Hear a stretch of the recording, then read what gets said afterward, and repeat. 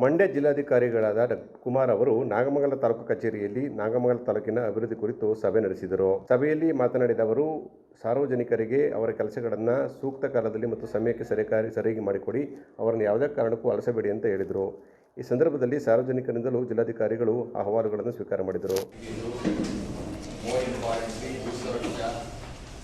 ಅದಾದಮೇಲೆ ಸತ್ಯಾಗ್ರಹ ಮತ್ತು ಹಕ್ಕುಪತ್ರ ಇಷ್ಟು ವಿಚಾರಗಳಿಗೆ ಸಂಬಂಧಪಟ್ಟಂತೆ ಪ್ರೋಗ್ರೆಸ್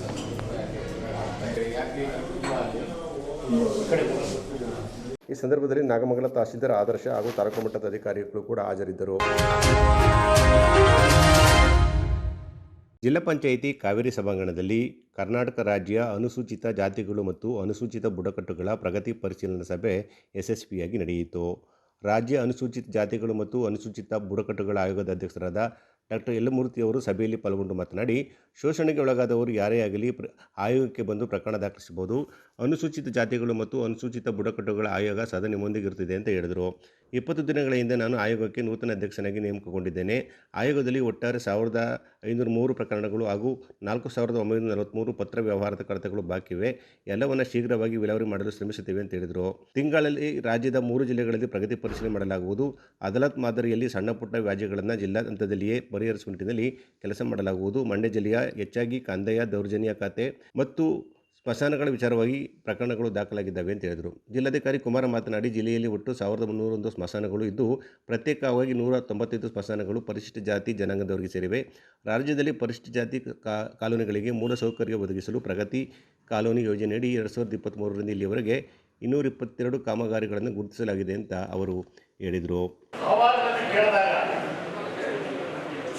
ಒಂದು ರೆವಿನ್ಯೂ ಇಲಾಖೆಗೆ ಸಂಬಂಧಪಟ್ಟದ್ದು, ಇನ್ನೊಂದು ದೌರ್ಜನ್ಯ ಇಲಾಖೆಗೆ ಅಕ್ರಮಕ್ಕೆ ಸಂಬಂಧಪಟ್ಟಂಥದ್ದು, ಮತ್ತೊಂದು ಖಾತಾ ಹೂಡಿ ಮತ್ತು ಬಾಣಿ ಇದನ್ನು ಮಾಡಿಸ್ಕೊಡ್ಬೇಕು ಅಂತಕ್ಕಂಥದ್ದು ಬಹಳ ಮುಖ್ಯವಾಗಿರ್ತಕ್ಕಂಥದ್ದು.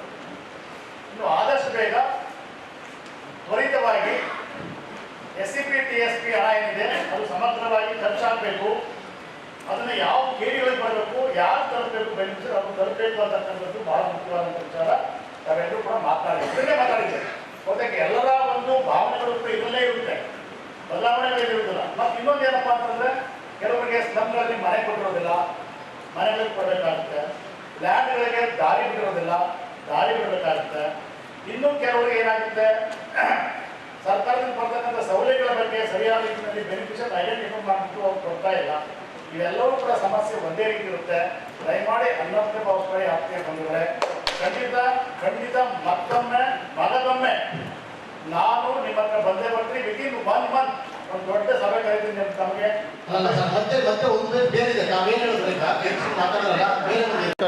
ನೀವೇನೇ ಬರಬೇಕು ಕೂಡ ದಯಮಾಡಿ ಯಾರಾದರೂ ಈಗಾಗಲೇ ಲಿಖಿತದ ಮೂಲಕ ತಂದಿದ್ರೆ ದಯಮಾಡಿ ನಮ್ಮ ಅಧಿಕಾರಿಗಳು ಇದ್ದಾರೆ, ದಯಮಾಡಿ ಕೊಟ್ಬಿಡಿ ಅಂತ. ಒಂದು ಎರಡನೇದಾಗಿ, ಯಾವುದೇ ಸಮಸ್ಯೆ ಇದ್ದರೂ ಕೂಡ ನೀವು ನನಗೆ ನಾನು ಫೋನ್ ನಂಬರ್ ಕೊಡ್ತೀನಿ, ಆ ನಂಬರ್ಗೆ ನೀವು ಫೋನ್ ಮಾಡಿ, ಆ ನಂಬರ್ಗೆ ಫೋನ್ ಮಾಡಿ ಖಚಿತ ಮಾಡಿ. ಮತ್ತಲ್ಲದೆ ನಮ್ಮ ಸೆಕ್ರೆಟರಿ ಕೂಡ ನೀವು ಫೋನ್ ಮಾಡ್ಬೋದು. ಎರಡನೇದಾಗಿ ನಾನು ಹೇಳ್ತೀನಿ, ನಾನು ನಿಮಗೆ ಮೊದಲನೇ ಸಲ ಗೌರವ ಜಿಲ್ಲೆಗೆ ಬಂದಿರ್ತಕ್ಕಂಥದ್ದು. ನನಗೆ ಈ ಜಿಲ್ಲೆಯ ವಿಚಾರ, ಆಚಾರ ಮತ್ತು ಯಾವ ರೀತಿಯಾದ ಪ್ರಚಾರ ಆಗುತ್ತೆ ಅಂತಕ್ಕಂಥದ್ದು ಕೂಡ ನಾನು ಮನಗಂಡಿದ್ದೀನಿ. ನಂತರ ಸಂಘ ಸಂಸ್ಥೆಗಳಿಂದ ಅಹವಾಲುಗಳನ್ನು ಸ್ವೀಕಾರ ಮಾಡಲಾಯಿತು. ಇವರು ಬಿಲ್ ಮಾಡಿದ್ರೆ ಕಳ್ಳ ಬಿಲ್ ಸೆಳೆದು ಅವರು ದುಡ್ಡನ್ನ ಡ್ರಾ ಮಾಡಿದ್ದಾರೆ. 2023ರಲ್ಲಿ ಕಾರಣಾಂತರಗಳಿಂದ ಅವರು ಯಾವ ರೀತಿ RTC ಮಾಡಿಸ್ಕೊಂಡಿದ್ದಾರೆ ಗೊತ್ತಿಲ್ಲ. ಸಭೆಯಲ್ಲಿ ಶಿವರಾಮ್, ವಿಜಯಲಕ್ಷ್ಮಿ, ಜಿಲ್ಲಾ ಪಂಚಾಯತ್ CEO ನಂದಿನಿ, SP ಮಲ್ಲಿಕಾರ್ಜುನ ಬಾಲದಂಡಿ, ಸಮಾಜ ಕಲ್ಯಾಣ ಇಲಾಖೆ ಉಪನಿರ್ದೇಶಕ ಶ್ರೀನಿವಾಸ್ ಸೇರಿದಂತೆ ಇನ್ನಿತರರಿದ್ದರು. ಶ್ರೀ ನಂದಿಕೇಶ್ವರ ಭರತನಾಟ್ಯ ಕಲಾಶಾಲೆಯ 18ನೇ ವರ್ಷದ ವಾರ್ಷಿಕೋತ್ಸವದ ಪ್ರಯುಕ್ತ ನಂದಿಕೇಶ್ವರ ನೃತ್ಯಾರಾಧನೆ 2025 ಕಾರ್ಯಕ್ರಮವನ್ನು ನವೆಂಬರ್ 1ರ ಸಂಜೆ 4 ಗಂಟೆಗೆ ಮಂಡ್ಯದ ವಿವೇಕಾನಂದ ರಂಗಮಂದಿರದಲ್ಲಿ ಹಮ್ಮಿಕೊಂಡಿರುವುದಾಗಿ ಕಲಾಶಾಲೆಯ ವಿದುಷಿ KS ಶೈಲಾ ತಿಳಿಸಿದರು. ಸುದ್ದಿಗಾರರೊಂದಿಗೆ ಮಾತನಾಡಿದ ಅವರು, ಕನ್ನಡ ಮತ್ತು ಸಂಸ್ಕೃತಿ ಇಲಾಖೆಯ ಸಹಕಾರದೊಂದಿಗೆ ನಡೆಯುವ ಕಾರ್ಯಕ್ರಮವನ್ನು ಇಲಾಖೆಯ ಸಹಾಯಕ ನಿರ್ದೇಶಕ ಡಾಕ್ಟರ್ BV ನಂದೀಶ್ ಉದ್ಘಾಟಿಸುವರು ಅಂತ ಹೇಳಿದರು. ಸರ್ವ ಬಣಜಿಗ ಸಂಘದ ಉಪಾಧ್ಯಕ್ಷರಾದ MK ಜಗದೀಶ್ ಅಧ್ಯಕ್ಷತೆ ವಹಿಸಲಿದ್ದು, ಮುಖ್ಯ ಅತಿಥಿಗಳಾಗಿ ನಗರಸಭೆ ಸದಸ್ಯರಾದ MN ಶ್ರೀಧರ್, ಕ್ರೇಂಬ್ರಿಡ್ಜ್ ಕಾನ್ವೆಂಟ್ನ ಸಂಸ್ಥಾಪಕ ಕಾರ್ಯದರ್ಶಿ ಪಿ ರಾಜಶೇಖರ್ ಭಾಗವಹಿಸಲಿದ್ದು, ಬೆಂಗಳೂರಿನ ವಿದ್ವಾನ್ ನವೀನ್ ಹುಲ್ಲೂರಪ್ಪ ನಿರೂಪಣೆ ಮಾಡುವರು ಅಂತ ಹೇಳಿದರು. ದಿವಂಗತ ಕೆ. ನಾಗರಾಜು ಅವರ ಸ್ಮರಣಾರ್ಥ ಅವರಿಗೆ ಗೌರವ ಸಮರ್ಪಣೆ ಮಾಡಲಾಗುವುದು. ವೇದಿಕೆಯಲ್ಲಿ ನಿವೃತ್ತ ಮುಖ್ಯ ಶಿಕ್ಷಕಿ ಹಾಗೂ ಸಮಾಜ ಸೇವಕಿ ಡಾಕ್ಟರ್ ಬಿ. ಜಿ. ಉಮಾ ಅವರಿಗೆ ಶ್ರೀ ನಂದಿಕೇಶ್ವರ ಕಲಾಶ್ರೀ ಪ್ರಶಸ್ತಿ, ಕರ್ನಾಟಕ ಸಂಗೀತ ನೃತ್ಯ ಅಕಾಡೆಮಿಯ ಸದಸ್ಯರಾದ ವಿದುಷಿ ಉಷಾ ಬಸಪ್ಪ ಅವರಿಗೆ ಶ್ರೀ ನಂದಿಕೇಶ್ವರ ನೃತ್ಯಶ್ರೀ ಪ್ರಶಸ್ತಿ ಪ್ರದಾನ ಮಾಡಲಾಗುವುದು ಅಂತ ಅವರು ಹೇಳಿದರು. ನೃತ್ಯಾರಾಧನೆ 2025 ಕಾರ್ಯಕ್ರಮವನ್ನು ನಂದಿಕೇಶ್ವರ ಭರತನಾಟ್ಯ ಕಲಾಶಾಲೆ ವತಿಯಿಂದ ಹಮ್ಮಿಕೊಂಡಿದ್ದೇವೆ. ಈ ಒಂದು ಕಾರ್ಯಕ್ರಮ ನಾವು ಪ್ರತಿ ವರ್ಷ ಅಲ್ಲದಿದ್ದರೂ ವರ್ಷದ 2 ವರ್ಷಕ್ಕೊಮ್ಮೆ ಆಗಿದೆ. ಈಗ ಮೊದಲು ಎವ್ರಿ ಇಯರ್ ನಾವು ಕಾರ್ಯಕ್ರಮವನ್ನು ಹಮ್ಮಿಕೊಳ್ತಾ ಇದ್ವಿ. ಕಾರ್ಯಕ್ರಮವನ್ನು ಆಯೋಜನೆ ಮಾಡ್ತಾ ಇರೋದು ಎಲ್ಲ ಮಕ್ಕಳಿಗೂ, ಸಂಸ್ಥೆಯಲ್ಲಿ ಕಲಿತಿರುವಂತಹ ಎಲ್ಲ ಮಕ್ಕಳಿಗೂ ವೇದಿಕೆಯನ್ನು ಕಲ್ಪಿಸಿಕೊಡುವಂತಹ ಉದ್ದೇಶದಿಂದ ಅವರು ಕಲಿತಂತಹ ಒಂದು ಅಭ್ಯಾಸ ಮಾಡಿದ ನೃತ್ಯಗಳನ್ನು ವೇದಿಕೆ ಮೇಲೆ ಪ್ರದರ್ಶನವನ್ನು ನೀಡಲಿ, ಅವರ ಪ್ರತಿಭೆಯನ್ನು ಪೋಷಕರ ಮುಂದೆ ಹಾಗೂ ಎಲ್ಲ ಜನಗಳ ಮುಂದೆ ಅವರು ಪ್ರದರ್ಶನವನ್ನು ನೀಡಲಿ, ಅವರಿಗೆ ಒಂದು ಧೈರ್ಯ ಬರಲಿ ಅಂಥೇಳಿ ಈ ವಾರ್ಷಿಕೋತ್ಸವದ ಕಾರ್ಯಕ್ರಮವನ್ನು ನಾವು ಹಮ್ಮಿಕೊಳ್ಳುತ್ತೇವೆ. ಇದೀಗ ಈ ಒಂದು ಕಾರ್ಯಕ್ರಮದಲ್ಲಿ ನನ್ನ ವಿದ್ಯಾರ್ಥಿನಿಯರು ಸಬ್ ಜೂನಿಯರಿಂದ ಸೀನಿಯರ್, ಜೂನಿಯರ್ ಹಾಗೂ ವಿದ್ವತ್ ಹಂತದ ವಿದ್ಯಾರ್ಥಿನಿಯರು ಇದರಲ್ಲಿ ಭಾಗವಹಿಸ್ತಾ ಇದ್ದಾರೆ. 56-60 ಮಕ್ಕಳು ಇದರಲ್ಲಿ ಮಂಡ್ಯ ಮತ್ತು ಮದ್ದೂರಿನಲ್ಲಿ ನಮ್ಮ ಸಂಸ್ಥೆ ಇದೆ. ಈ ಕಾರ್ಯಕ್ರಮದಲ್ಲಿ ಬೇರೆ ಬೇರೆ ವಿಭಾಗದಲ್ಲಿ ಮಕ್ಕಳು ಇದರಲ್ಲಿ ಪ್ರದರ್ಶನವನ್ನು ನೀಡ್ತಾ ಇದ್ದಾರೆ. ಹಾಗೆಯೇ ಇದು ಕಾರ್ಯಕ್ರಮದಲ್ಲಿ ಅಧ್ಯಕ್ಷತೆಯನ್ನು ವಹಿಸಿಕೊಳ್ತಾ ಇದ್ದಾರೆ ಶ್ರೀಯುತ MK ಜಗದೀಶ್ ರವರು. ಇವರು ಸರ್ವ ಬಣಜಿಗ ಸಂಘದ ಉಪಾಧ್ಯಕ್ಷರಾಗಿದ್ದಾರೆ. ನಾವು ಬಣಜಿಗರ ಸಂಘದಲ್ಲಿ ನಮ್ಮ ಸಂಸ್ಥೆಯ ತರಗತಿಯನ್ನು ತೆಗೆದುಕೊಳ್ತಿದ್ದೇವೆ. ಹಾಗೆಯೇ ಅವರು ಮಾಂಡವ್ಯ ಗೃಹ ನಿರ್ಮಾಣ ಇದರ ಸಂಸ್ಥೆಯ ಅಧ್ಯಕ್ಷರು ಕೂಡ ಆಗಿರುವಂಥವರು. ಮತ್ತು ಉದ್ಘಾಟನೆಯನ್ನು ಕನ್ನಡ ಸಂಸ್ಕೃತಿ ಇಲಾಖೆಯ ಸಹಾಯಕ ನಿರ್ದೇಶಕರಾಗಿರುವಂತಹ ಮಂಡ್ಯ ಜಿಲ್ಲಾ ಸಹಾಯಕ ನಿರ್ದೇಶಕರು ಡಾಕ್ಟರ್ BV ನಂದೀಶ್ ರವರು ನಡೆಸಿಕೊಡ್ತಾ ಇದ್ದಾರೆ. ಗೋಷ್ಠಿಯಲ್ಲಿ ಸಮಾಜ ಸೇವಕಿ ಡಾಕ್ಟರ್ ಬಿ. ಜಿ. ಉಮಾ, ನಗರಸಭೆ ಸದಸ್ಯರಾದ ಶ್ರೀಧರ್ ಇದ್ದರು. ಪಾಂಡವಪುರ ತಾಲೂಕಿನ ಹಿರೇಮರಳ್ಳಿ ಗ್ರಾಮದಲ್ಲಿ ಮತಾಂತರ ಆರೋಪದ ಕುರಿತು ಪೊಲೀಸರಿಗೆ ಒಪ್ಪಿಸಿದವರ ಮೇಲೆಯೇ ಪ್ರಕರಣ ದಾಖಲಾಗಿರುವ ಹಿನ್ನೆಲೆಯಲ್ಲಿ ಸ್ಥಳೀಯರಲ್ಲಿ ಆಕ್ರೋಶ ವ್ಯಕ್ತವಾಗಿದೆ. ಗ್ರಾಮದಲ್ಲಿ ಸುಮಾರು 1.5 ತಿಂಗಳ ಹಿಂದೆ ಮೈಸೂರು ಮೂಲದ ಪ್ರಕಾಶಂ ಮತ್ತು ಆಶಾ ಎಂಬುವರು ಕ್ರೈಸ್ತ ಧರ್ಮಕ್ಕೆ ಮತಾಂತರ ಮಾಡುವ ಪ್ರಯತ್ನ ನಡೆಸುತ್ತಿದ್ದಾರೆ ಎಂದು ಗ್ರಾಮಸ್ಥರು ಹೇಳಿದ್ದು, ಇವರನ್ನು ಸಾಕ್ಷಿಗಳ ಸಮೇತವಾಗಿ ಹಿಡಿದು ಪಾಂಡವಪುರ ಪೊಲೀಸ್ ಠಾಣೆಗೆ ಒಪ್ಪಿಸಲಾಗಿದೆ. ಆದರೆ ಈ ಪ್ರಕರಣದಲ್ಲಿ ಕ್ರಮ ಕೈಗೊಳ್ಳದೆ ಬದಲಿಗೆ ದೂರು ನೀಡಿದವರ ಮೇಲೆಯೇ ಕೇಸ್ ದಾಖಲಾಗಿದೆ ಎಂಬ ಆರೋಪ ಇದೀಗ ಕೇಳಿಬಂದಿದೆ ಎಂದು ಗ್ರಾಮದ ಯಜಮಾನರುಗಳು, ಗ್ರಾಮ ಪಂಚಾಯತ್ ಸದಸ್ಯರು ಮತ್ತು ಹಾಲು ಉತ್ಪಾದಕ ಸಂಘದ ಸದಸ್ಯರು, ಯುವಕರು ಪೊಲೀಸ್ ಠಾಣೆ ಎದುರು ಜಮಾಯಿಸಿದರು.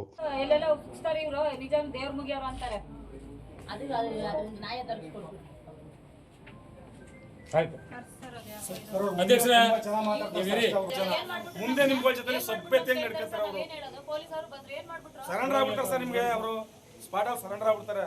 ಹಿಂದ್ಗಡೆ ಎಲ್ಲ ಮಾಡ್ತಾರೆ ಅವರು. ಈ ನೋಟಿಸ್ ಬೇಕು ಅಂದ್ರೆ ನಾವ್ಯಾಕೆ ಇಲ್ಲಿ ಬರ್ಬೇಕು?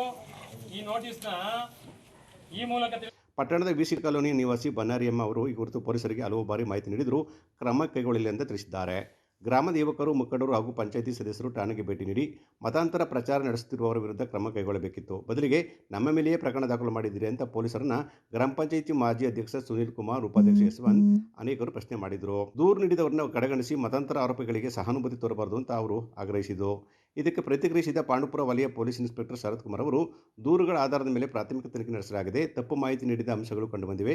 ಯಾರೇ ಮತಾಂತರ ಮಾಡುತ್ತಿದ್ದಾರೋ ಅಥವಾ ಅದಕ್ಕೆ ಪ್ರೇರೇಪಣೆ ನೀಡುತ್ತಿದ್ದಾರೋ ಅವರ ವಿರುದ್ಧ ಮುಲಾಜಿಲ್ಲದೆ ಕ್ರಮ ಕೈಗೊಳ್ತೀವಿ ಅಂತ ಹೇಳಿದರು. ಅತಿ ಹೆಚ್ಚು ಕನ್ನಡ ಮಾತಾಡ್ತಕ್ಕಂಥ, ಅತಿ ಹೆಚ್ಚು ಹಿಂದೂಗಳು ವಾಸ ಇರತಕ್ಕಂಥ ಗ್ರಾಮ ಅಂದರೆ ಹಿರೇಮರಳ್ಳಿ ಗ್ರಾಮ. ಇವತ್ತು ನಮ್ಮ ರಾಜ್ಯದಲ್ಲೇ ಮೆನ್ಷನ್ ಆಗಿರ್ತಕ್ಕಂಥ ಗ್ರಾಮ. ಅಂಥ ಗ್ರಾಮದಲ್ಲಿ ಇವತ್ತಿನ ದಿನ ಯಾವುದೇ ಮತದವರು, ಬೇರೆ ಮತದವರು, ಅನ್ಯ ಧರ್ಮದವರು ಇಲ್ಲದೇ ಇರತಕ್ಕಂಥ ಒಂದು ಗ್ರಾಮದಲ್ಲಿ ಬಂದು ತಾನೇ ಕನ್ವರ್ಟ್ ಮಾಡಿ ಬಂದಂಥ ಸಂದರ್ಭದಲ್ಲಿ ಕನ್ವರ್ಟ್ ಮಾಡಿ ಜನಗಳನ್ನ ತಲೆ ಕೆಡಿಸಿ ಅವ್ರನ್ನ ಮಾಡ್ತಾ ಇರ್ತಕ್ಕಂಥ ಆರೋಪಿಗಳನ್ನ ಹಿಡ್ಕೊಬಂದಂಥ ಊರಿನ ಪ್ರಮುಖರು, ಗ್ರಾಮ ಪಂಚಾಯತಿ ಉಪಾಧ್ಯಕ್ಷ ಆಗಿದ್ದಂಥ ಯಶವಂತು, ಮತ್ತು ಅಧ್ಯಕ್ಷ ಆಗಿದ್ದ ಸುನೀಲ್, ಮತ್ತು ಹಿಂದೂ ಸಂಘಟನೆ ಪ್ರಮುಖ ಮಂಜುನಾಥ್, ಕಾರ್ತಿಕ್, ಇವರು ಕರ್ಕೊಬಂದು ಸ್ಟೇಷನ್ ಕೊಟ್ಟಂಥ ಸಂದರ್ಭದಲ್ಲಿ ಈ ಸರ್ಕಾರ ಇವತ್ತಿನ ದಿನ ಮಧ್ಯರಾತ್ರಿಯಲ್ಲಿ 2:30 ಗಂಟೆ ರಾತ್ರಿಯಲ್ಲಿ ಇವ್ರ ಮೇಲೆ ಕೇಸ್ ಮಾಡಿದೆ. ಇವತ್ತು ಅದನ್ನು ವಿರೋಧಿಸಿ ಇವತ್ತು ನಾವೆಲ್ಲ ಬಂದು ಸೌಹಾರ್ದಯುತವಾಗಿ ಅವ್ರಿಗೆ ಹೇಳಿದ್ದೀವಿ. ತತ್ಕ್ಷಣ ಅದನ್ನು ಕೇಸ್ನ ವಾಪಸ್ ತೆಗಿಬೇಕು, ಎಲ್ಲೂ ನ್ಯಾಯ ಸಿಗಬೇಕು, ಯಾವತ್ತೇ ಆಗಲಿ ನ್ಯಾಯ ಸಿಗಬೇಕು. ಇಲ್ಲ ಅಂತಂದರೆ ನಾವು ಉಗ್ರ ಪ್ರತಿಭಟನೆ ಮಾಡ್ತೀವಿ ಅಂತ. ಇದ್ರ ಜೊತೆಗೆ ಇವತ್ತು ಹಿರಿಮರಳಿ ಸರ್ಕಲಲ್ಲಿ ಏನಾಗುತ್ತೆ, ಜಂಕ್ಷನ್ ಆಗೈತೆ. ಆ ಜಂಕ್ಷನಲ್ಲಿ ಆಕ್ಸಿಡೆಂಟ್ ಜಾಸ್ತಿ ಆಯ್ತು ಅಂತ. ಆ ಆಕ್ಸಿಡೆಂಟ್ ಆಗದಿರ್ತಕ್ಕ ರೀತಿಯಲ್ಲಿ ಸ್ಟೇಷನಿಂದ ಏನೇನು ಕೊಡಬೇಕು, ಯಾವ ಇಲಾಖೆಗೆ ಇವರಿಂದ ಏನೇನು ಕೊಡಬೇಕು, ಎಲ್ಲ ಮಾಹಿತಿನ ಕೊಡಬೇಕು ಅಂತ ಹೇಳಿ. ಈ ವೇಳೆ ಗ್ರಾಮಸ್ಥರು ತಾಲೂಕಿನಲ್ಲಿ ನಡೆಯುತ್ತಿರುವ ಮತಾಂತರ ಪ್ರಕರಣಗಳನ್ನು ನಿಗ್ರಹಿಸಲು ಕಠಿಣ ಕ್ರಮ ಕೈಗೊಳ್ಳಬೇಕು ಅಂತ ಆಗ್ರಹಿಸಿದರು. ಪ್ರತಿಭಟನೆ ವೇಳೆ ಅನೇಕರು ಪಾಲ್ಗೊಂಡಿದ್ದರು. ಇದು ಕನ್ವರ್ಟ್ ಆಗಿರುವಂಥವ್ರು ಕನ್ವರ್ಟ್ ಆಗಿಲ್ಲ ಅಂತ ಹೇಳಿಕೆ ಕೊಟ್ಟಿದ್ದಾರೆ. ಆ ಒಂದು ವಿಚಾರಣೆ ಮಾಡಿದ್ದಾರೆ. ನಾವು ಯಾರು ಕನ್ವರ್ಟ್ ಆಗಿಲ್ಲ, ನಾವೆಲ್ಲ ನಮ್ಮ ಹಿಂದೂ ಧರ್ಮದಲ್ಲಿದ್ದೀವಿ, ನಿಮ್ಗೆ ಯಾರೋ ಫಾಲ್ಸ್ ಕಂಪ್ಲೇಂಟ್ ಕೊಟ್ಟಿದ್ದಾರೆ ಅಂತೇಳಿ ವಿತ್ತು ವಿಡಿಯೋ ಸ್ಟೇಟ್ಮೆಂಟ್ ಕೂಡ ಮಾಡಿದ್ವಿ ನಾವು. ಹಾಗಾಗಿ ಆ ಥರದವರು ಈಗ ಯಾವುದೇ ಒಂದು ನಮ್ಮ ಒಂದು ಕನ್ವರ್ಷನ್ ಇದರಲ್ಲಿ ಆ್ಯಕ್ಟಲ್ಲಿ ಕರ್ನಾಟಕ ಮತಾಂತರ ನಿಷೇಧದ ತಿದ್ದುಪಡಿ ಆ್ಯಕ್ಟ್ ಯಾರು ಕನ್ವರ್ಟ್ ಆಗಿರ್ತಾರೆ ಅಥವಾ ಕನ್ವರ್ಟ್ ಮಾಡೋಕ್ಕೆ ಯಾವ ಮೂಲಕ ಪ್ರಚೋದನೆ ಮಾಡ್ತಾರಂಥ ವ್ಯಕ್ತಿ, ಪ್ರಚೋದನೆ ಮಾಡ್ತಾರಂಥ ರೀತಿ, ಅದೆಲ್ಲ ಇದೆ. ಆ ಒಂದು ಆ್ಯಕ್ಟಲ್ಲಿ ಬಂದರೆ ಮಾತ್ರ ಮಾಡೋಕ್ಕಾಗುತ್ತೆ.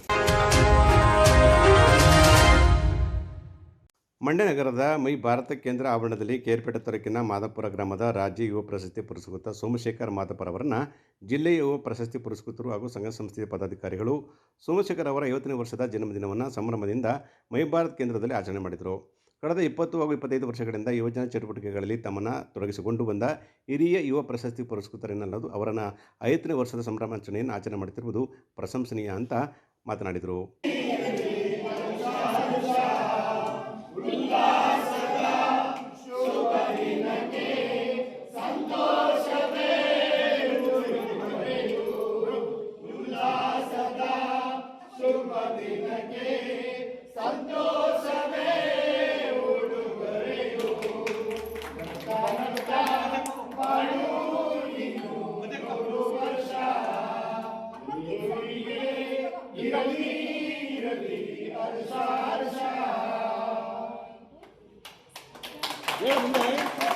ಈ ಸಂದರ್ಭದಲ್ಲಿ ಮಾತನಾಡಿದ ಸೋಮಶೇಖರ್ ಅವರು ತಮ್ಮ ಹಳೆಯ ನೆನಪುಗಳನ್ನು ನೆನೆದು ಭಾವುಕರಾದರು. ಇದೇ ಸಂದರ್ಭದಲ್ಲಿ ಜಿಲ್ಲೆಯ ಯುವ ಪ್ರಶಸ್ತಿ ಪುರಸ್ಕೃತರು ಹಾಗೂ ಸಂಘ ಸಂಸ್ಥೆಯ ಪದಾಧಿಕಾರಿಗಳು ಸನ್ಮಾನಿಸಿ ಕೇಕ್ ಕತ್ತರಿಸುವ ಮೂಲಕ ಅರ್ಥಪೂರ್ಣ ಕಾರ್ಯಕ್ರಮಕ್ಕೆ ನಾಂದಿಯಾಡಿದರು.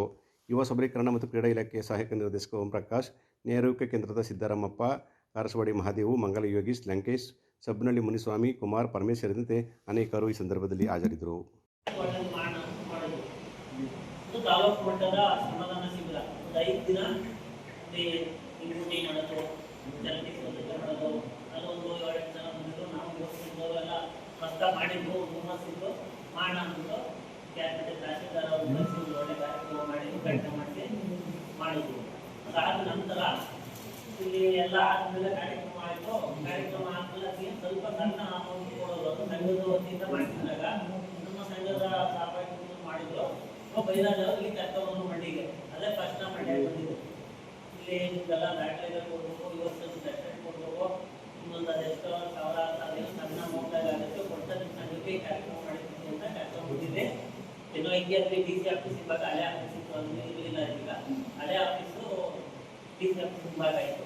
ಅಲ್ಲಿ ಕರ್ಕೊಂಡ್ಬಂದು ಇವೆಲ್ಲ ಕೊಟ್ಟಮೇಲೆ ಸ್ವಲ್ಪ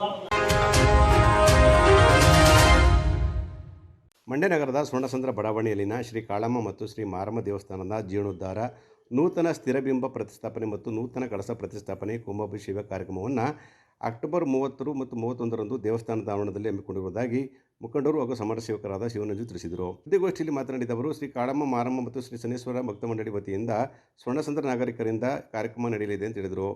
30ರ ಗುರುವಾರ ಸಂಜೆ ಅಗ್ರೋದಕ ಸಂಗ್ರಹಣ, ಅನುಜ್ಞಾ, ಸ್ವಸ್ಥವಾಚನ, ಪುಣ್ಯವಾಚನ, ಪಂಚಗವ್ಯ ಸಮ್ಮೇಳನ, ರಕ್ಷಾಬಂಧನ, ಆಚಾರ್ಯ ಋತುಪರ್ಣ ಹಾಗೂ ಇನ್ನಿತರ ಧಾರ್ಮಿಕ ಕಾರ್ಯಕ್ರಮಗಳು ಜರುಗಲಿವೆ ಅಂತ ಅವರು ಹೇಳಿದರು.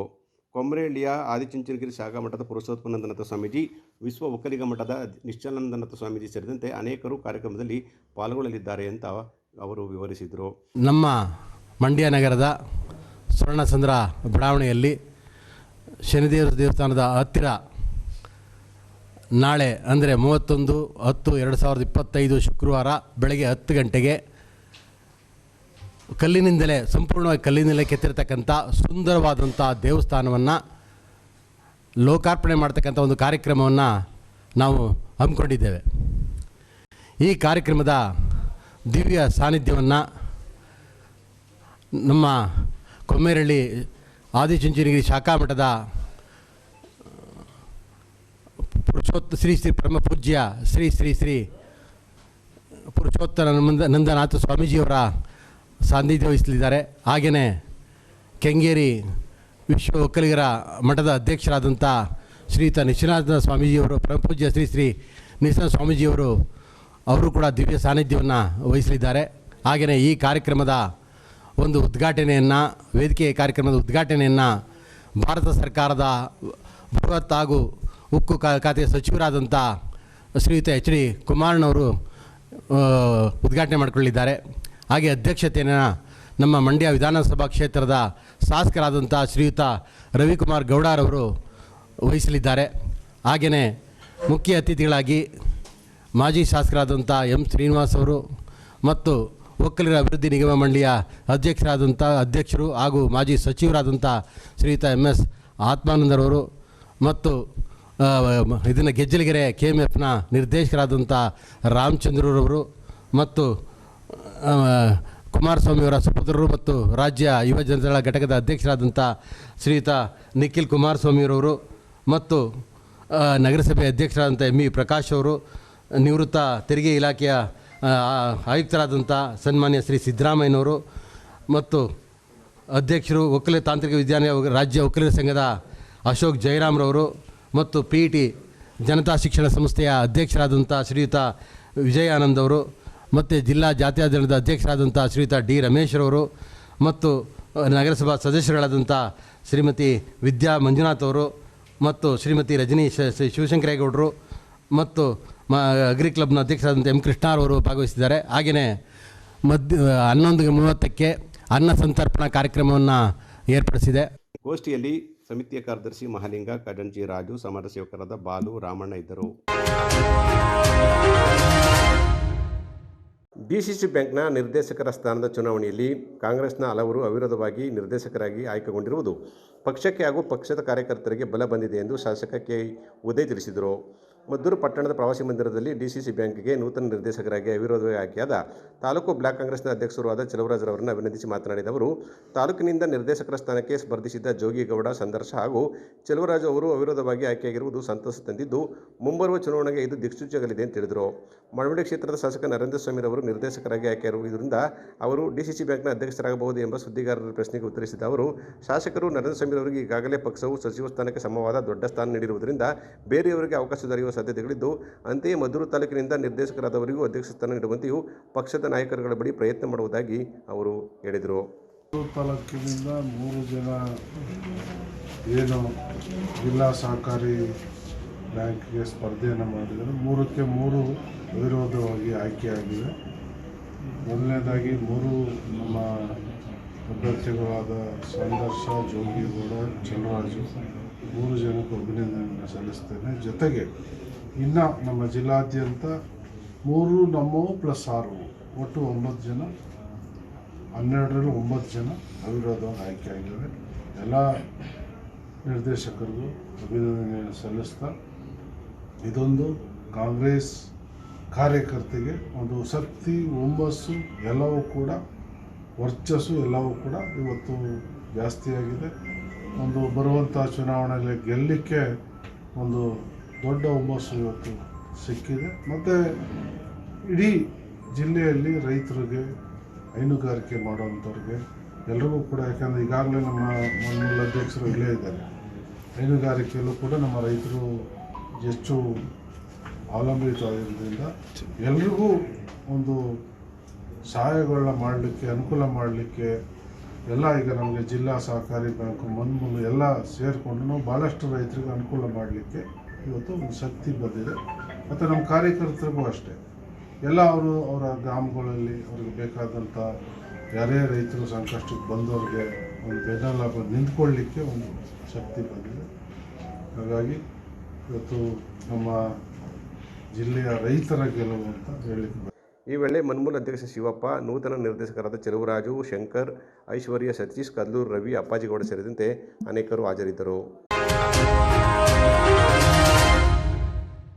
ಜಿಲ್ಲೆಯ ಐತಿಹಾಸಿಕ ಪ್ರವಾಸಿ ತಾಣವಾದ ಆತ್ಮಲಿಂಗೇಶ್ವರ ಕ್ಷೇತ್ರದ ಬಸವ ಇಂದು ನಿಧನರಾಗಿದೆ. ಪವಾಡ ಬಸವವೆಂದೇ ಹೆಸರಾಗಿದ್ದ ಬಸವಪ್ಪನ ನಿಧನಕ್ಕೆ ಅನೇಕ ಗಣ್ಯರು ಸಂತಾಪ ಸೂಚಿಸಿದ್ದಾರೆ.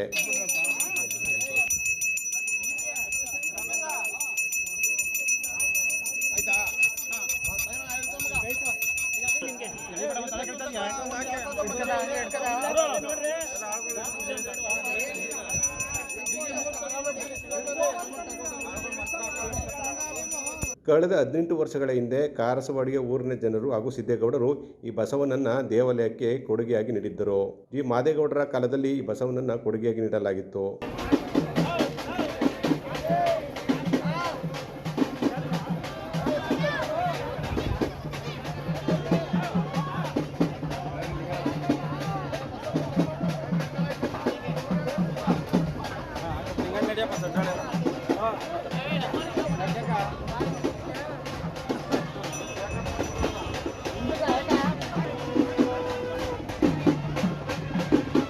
ಬಸವ ನಿಧನದ ಸುದ್ದಿ ತಿಳಿಯುತ್ತಿದ್ದಂತೆ ಸಾವಿರಾರು ಜನರು ಆಗಮಿಸಿ ದರ್ಶನ ಪಡೆದರು. ಜೊತೆಗೆ ಅನೇಕ ಗ್ರಾಮಸ್ಥರು ಬಸವನ ಪವಾಡ ನಡೆದು ಕಣ್ಣೀರು ಹಾಕಿದರು. ಮೆರವಣಿಗೆ ನಂತರ ಮಧುಜಿ ಮಾದೇಗೌಡ ಪೂಜೆ ನೆರವೇರಿಸಿದರು.